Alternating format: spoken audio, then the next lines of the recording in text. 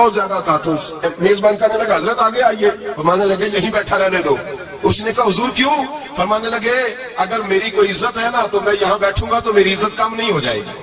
میری عزت میں کمی یاد رکھیں, اس بات کو یاد رکھیں. عزت انسان کی دیکھیں نا, صدر اگر ایوان صدر میں ہو تو پھر بھی صدر ہی ہوتا ہے, اور اگر اپنے گاؤں چلا جائے تو پھر بھی اس کو نشست کی ضرورت ہے. وہ جہاں رہتا ہے وہاں. ایک بزرگوں کی میں نے بات بڑی اچھی سنی. میں بھی اپنے میرے پیارے بڑے ہیں قادری صاحب, میں ان سے اکثر کہتا ہوں, میں کہتا ہوں آپ ہر روز ہی یاد کراتے ہیں کہ یہ مفکر ملت ہے. بھول جاتا ہے لوگوں کو. کل بھول گیا تھا. یہ جملے کو بھولتے نہیں ہے نا جی. کوئی ضرورت کیا ہے ان القابات کی, کیا ہے ان کی کوئی حاجت نہیں ہوتی. ایک بزرگ تھے تو میں ان کی بات سن رہا تھا, دل کو لگی. کہنے لگے میں جب سے پیاتا ہوں تو میں دوستوں سے کہتا ہوں میرا نام نہ پکارو, نکیر سے کہتا ہوں نام نہ پکارو, بس کہہ دو حضرت آ گئے تقریر کریں گے. تو کہتے ہیں مجھے نکیر کہنے لگا حضرت صاحب سب کو نہیں آپ کا پتا, کچھ کو پتا ہے کچھ کو نہیں پتا. تو سادے آدمی تھے نا, بڑی پیاری بات سمجھا گئے. کہنے لگے تیرے نعرے لگانے سے میری عزت کو بڑھے گی نہیں. جس کو نہیں نہ پتا ہوگا وہ دوسرے سے پوچھ لے گا یہ کون آئے ہیں. جس کو پتا نہیں نہ ہوتا پوچھ نہیں لگتا بھائی کون ہے, بڑے بندے اٹھے نے کون ہے. تو کہتے ہیں جس کو نہیں پتا ہوگا وہ ساتھ والے سے ضرورت نہیں ہے. جب اللہ عزت دیتا ہے تو پھر القابات کی کوئی اس میں گنجائش. تو ہم عزت جان بوجھ کے بڑھ سنجیدگی میں عزت ہے, وقار میں. میرے مصطفیٰ نے فرمایا من صامت نجا, جو چپ کر گیا وہ نجات پا گیا. جو چپ کر گیا وہ چپ کر سہتے موتی مل سن ذکر کریں تے ہیرے.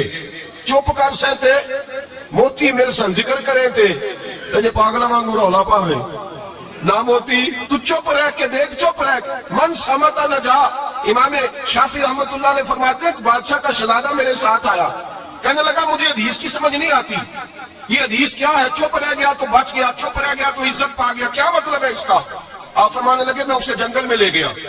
میں نے کہا آج طوطے کا شکار کرنا ہے, طوطے کا. کہنے لگے جنگل میں پہنچے, طوطا ڈھونڈنے لگا, طوطا ہی کوئی نہیں ملتا. اچانک ایک درخت پہ طوطا بولا. طوطا جب بولا تو اس نے تیر مارا, طوطا گر گیا. میں نے کہا بیٹے سمجھ آئی ہے حدیث کی؟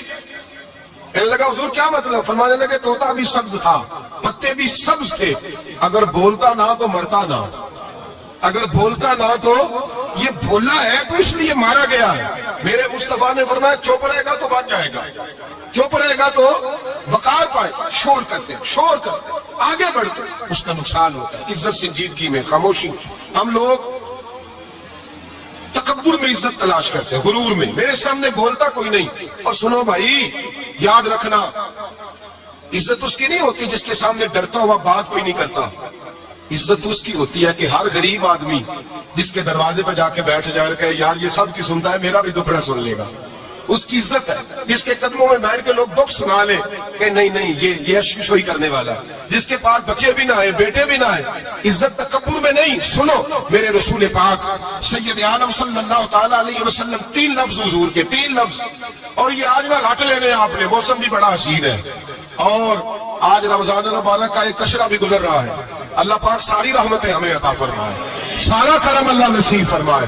یہ رٹ لے. میرے نبی پاک نے فرمایا 3 کام کرو تمہیں فائدہ ہوگا. حضرت عبدالرحمن ابن عوف فرماتے ہیں میں نے اس کا تجربہ کیا اس حدیث کا, اور آپ فرمایا کرتے تھے مجھے اللہ کی عزت کی قسم جو میرے نبی نے کہا حق اور سچی کا ہے, حق اور سچ کا. حضور سید عالم صلی اللہ علیہ وسلم نے فرمایا صدقہ دینے سے مال کم نہیں ہوتا. صدقہ دینے سے مال جی کیا کرنے سے, یہ وعدہ ہے نبی پاک کا. صدقہ دینے سے پیسے, اچھا بتایا نا جی مجھے 1000 میں سے 500 دے دیا تو باقی کتنے رہ گئے؟ تو حضور فرما رہے ہیں کم نہیں ہوتے. 1000 دے دیا تو باقی کتنا بچا؟ نہیں بھائی, میرے محبوب فرماتے ہیں تو اللہ کے راستے میں 1 دے وہ تجھے 700 گنا کر کے واپس عطا فرمائے گا. نبی پاک نے فرمایا صدقہ دینے سے مال کم نہیں ہوتا, اور فرمایا معذرت کرنے سے عزت میں کمی نہیں آتی. معذرت کرنے سے عزت میں کمی, اللہ اکبر, معذرت کرنے سے عزت میں کمی. اور حد کر دی میرے حبیب نے, فرمایا تو رب کی رضا کے لیے عاجزی کر, تیرے نبی کا وعدہ ہے اللہ تجھے عزت عطا فرما دے گا. تو جھک جا اللہ کی رضا, عاجزی اختیار کر, سادگی اختیار کر, سادگی عاجزی کر, تجھے اللہ 2 باتیں اس میں شاہ, ایک معذرت کر غلطی ہو جائے, دوسرا پہلے عاجزی کی بات سنیں. حضرت عمر بن عبدالعزیز بادشاہ تھے, سوئے ہوئے تھے, غلام بھی پاس آرام کر رہا تھا, مہمان بھی آئے تھے. غلام کی ڈیوٹی تھی ہر وقت حضرت کے پاس رہنا. اب سوئے ہوئے, دیر ہو گئی, غلام بیچارہ تھوڑا تھوڑا اونگ آتے آتے سو گیا. حضرت چراغ روشن تھا, کچھ لکھ رہے تھے, مہمان بیٹھا تھا, خادم سو گیا. اب چراغ نہ آہستہ آہستہ گل ہو گیا, بجھ گیا. حضرت اٹھے, بوڑھے آدمی تھے, چراغ صحیح کرنے. مہمان کہنے لگے حضور میں نہ کر دوں, میں نہ کر دوں. کہنے لگے نہیں تم مہمان ہو, مہمان سے خدمت نہیں لی جاتی. اس نے کہا غلام کو جگائیے. فرمانے لگے ابھی تو بیچارہ سویا ہے اور نیند سے بیدار کر دو. خود گئے, اس میں تیل دوبارہ ڈالا, بتی ٹھیک کی, جلائی, واپس آ گئے. وہ مہمان, اب بادشاہ کا مہمان بھی تو کو بادشاہ ہی ہوگا نا. کہنے لگا حضور آپ اپنے کام خود کرتے ہیں, کیا لفظ ہے, کیا حسن ہے, اور دو جملوں میں کیا تاثیر ہے. آپ فرمانے لگے ہاں میں اپنے کام خود کرتا ہوں. جب میں گیا تھا تب بھی عمر بن عبدالعزیز ہی تھا, اور جب چراغ صحیح کر کے واپس آیا ہوں تو پھر بھی عمر بن عبدالعزیز ہی ہوں. میرے اندر کوئی تبدیلی آئی, میں وہی ہوں جو گیا تھا.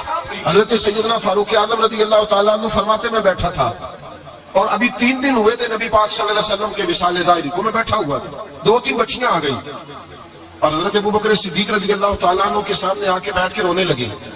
جناب صدیق اکبر رضی اللہ تعالیٰ عنہ کا بچیوں روتی کیوں ہو؟ تو کہنے لگے آپ خلیفہ بن گئے ہیں. جب سے ہمارے ابا کا انتقال ہوا تھا ہمارا ذریعہ معاش یہ تھا کہ ہم نے بکریاں رکھی ہوئی تھی. آپ روز آتے تھے, بکریوں کا دودھ ہوتے تھے, ہم پی بھی لیتی تھی, بیچ کے گزارا بھی کر لیتی.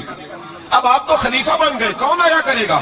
تو حضرت ابوبکر صدیق فرمانے لگے تمہیں پتا ہے جو خلیفہ ہوتا ہے وہ تو خادم ہوتا ہے قوم کا, میں آیا کروں گا. حضرت ابوبکر صدیق روزانہ اٹھتے عصر کے بعد اور جاتے, خلیفہ ہونے کے باوجود ان بچیوں کی بکریوں کو پکڑتے, دودھ دھوتے, ان کے گھر میں لے کے آتے. حضرت فاروق اعظم جب بھی دیکھتے تو کہتے ابوبکر تو پیچھے آنے والوں کے لیے راستہ بڑا مشکل کر رہا ہے, بڑا مشکل کر رہا ہے. جگر راہ وفا میں نقش ایسے چھوڑ آیا ہوں, میں جس منزل سے گزرا ہوں وہ اب تک یاد کرتی ہے. حضرت سلمان فارسی رضی